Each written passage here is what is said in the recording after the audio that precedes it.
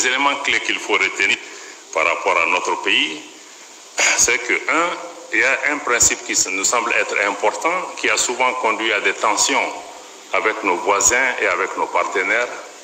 C'est toujours je rappelle ces principes parce que ça va aider pour nos discussions, pour comprendre comment mieux interagir avec notre pays. Le premier principe, c'est de comprendre que personne n'aime le Mali mieux que les Maliens. Et personne ne connaît les problèmes du Mali mieux que les Maliens. Et personne n'a une meilleure solution aux problèmes du Mali mieux que les Maliens.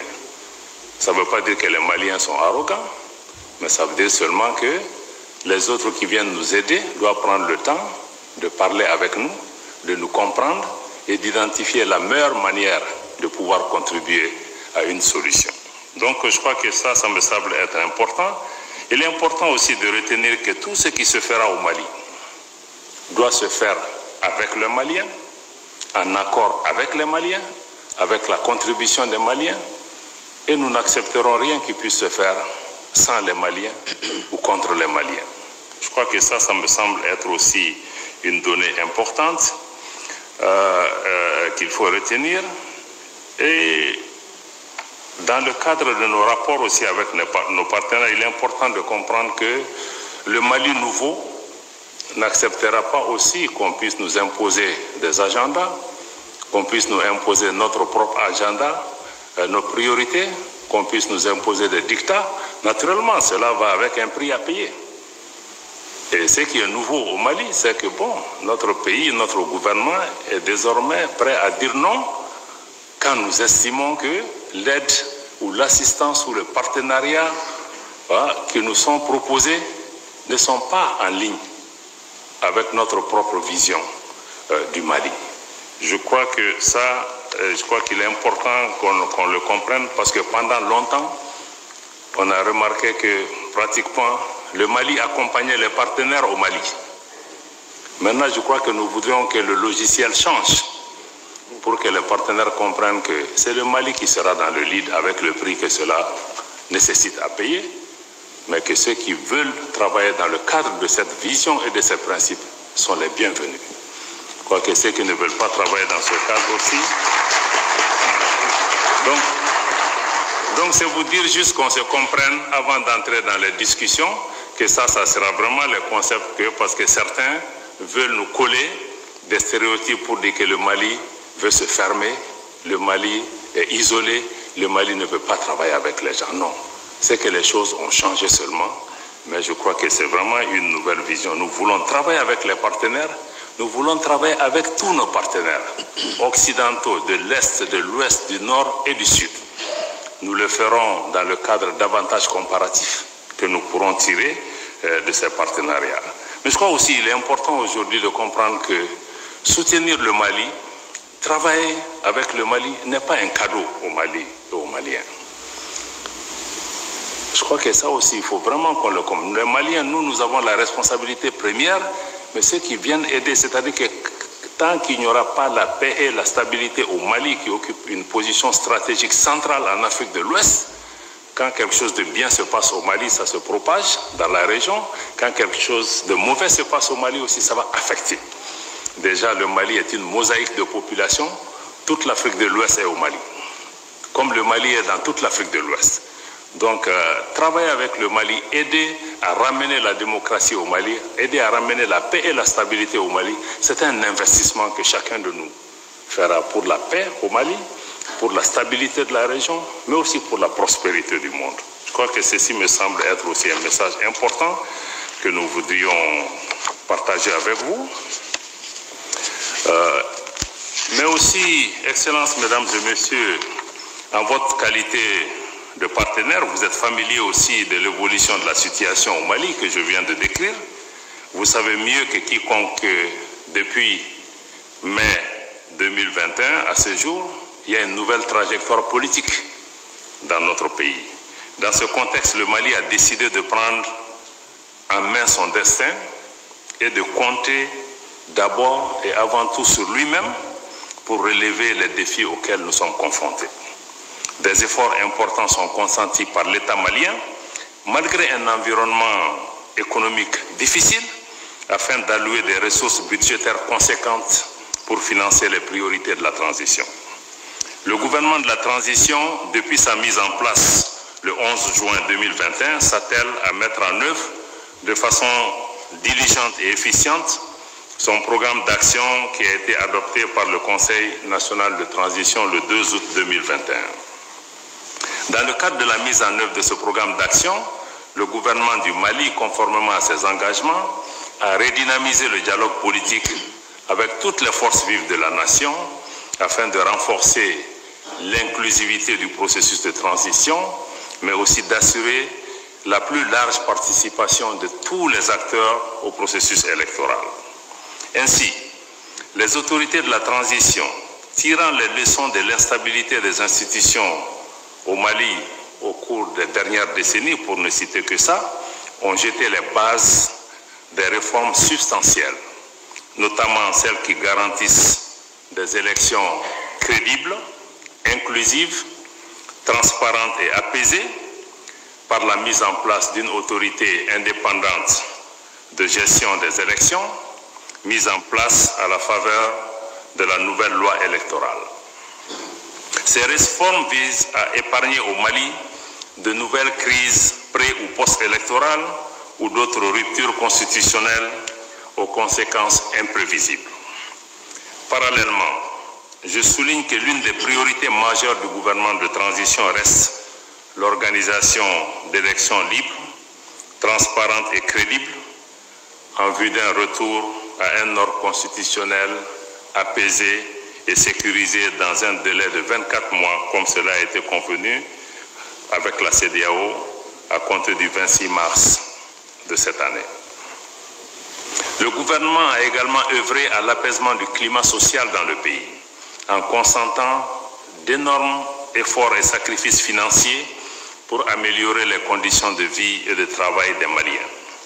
Vous avez été témoin de la dynamique positive qui a marqué la mise en œuvre de l'accord pour la paix et la réconciliation au Mali issu du processus d'Alger, comme en illustre la tenue de la réunion de haut niveau décisionnel du 1er au 5 août 2022 à Bamako, suivi il y a à peine 4 jours de la tenue de la 6e session de haut niveau du comité de suivi de l'accord. C'est le lieu de saluer l'équipe de médiation internationale avec à sa tête l'Algérie pour son accompagnement et son précieux soutien. Excellences, Mesdames et Messieurs, chers amis, chers frères, chères sœurs, chers partenaires du Mali, la consolidation des progrès accomplis par les autorités de la transition, ainsi que la réalisation des ambitions du gouvernement et des aspirations légitimes des populations maliennes ne sont possibles que dans un environnement apaisé et sécurisé. C'est tout le sens de l'engagement résolu des plus hautes autorités maliennes à ne ménager aucun effort pour poursuivre l'équipement des forces de défense et de sécurité en vue de la préservation de l'intégrité territoriale et de l'unité nationale du Mali, de mieux protéger les populations civiles et de poursuivre la sécurisation du territoire national. Je tiens à préciser à cet égard que toutes les opérations militaires au Mali s'effectuent naturellement dans le strict respect des droits de l'homme et du droit humanitaire international. Je réaffirme ici que le Mali reste ouvert, comme je l'ai dit, à tous les partenaires qui souhaitent l'accompagner à relever les multiples défis auxquels il fait face, et ce, dans le respect de sa souveraineté, mais aussi dans le respect des aspirations du peuple malien. Je salue à cet égard le travail accompli par la MINUSMA au Mali, malgré les conditions difficiles dans lesquelles son personnel évolue. Je me félicite par ailleurs des récents échanges francs et constructifs que le gouvernement a eus avec la mission onusienne au Mali et qui ont permis la mise en place d'un cadre de dialogue de haut niveau au sein duquel la question des rotations des casques bleus a trouvé une issue heureuse. Aujourd'hui, bien que la situation sécuritaire demeure préoccupante et que les groupes armés terroristes gardent une capacité de nuisance, nous constatons que ces groupes ont été sérieusement affaiblis et que la peur a changé de camp.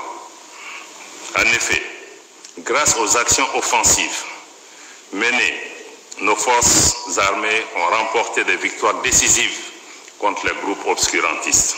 Ces actions ont également permis à l'État de réaffirmer son autorité sur une grande partie du territoire national. Excellences, Mesdames et Messieurs, chers amis, chers partenaires, la séquence qui suivra permettra à la délégation malienne de donner des informations sur l'évolution du processus de transition et d'engager un dialogue constructif avec les membres du groupe de soutien à la transition. À cette occasion, la délégation présentera les avancées enregistrées depuis la deuxième rencontre, y compris l'accord trouvé avec la CEDEAO sur le nouveau chronogramme détaillé de la transition. Nous ferons également état des attentes du gouvernement du Mali pour la mise en œuvre des priorités retenues pour la transition. Avant de conclure, je salue l'appui de l'Union africaine qui multiplie les efforts pour que notre pays retrouve sa place, toute sa place dans le concert des nations. À cet effet, le gouvernement demeure convaincu que les avancées indéniables ainsi que son engagement et sa détermination manifeste à poursuivre cette dynamique positive plaident aujourd'hui incontestablement pour un examen ou un réexamen favorable de notre requête en faveur de la levée de mesures de suspension de mon pays des instances de l'organisation continentale comme d'autres organisations.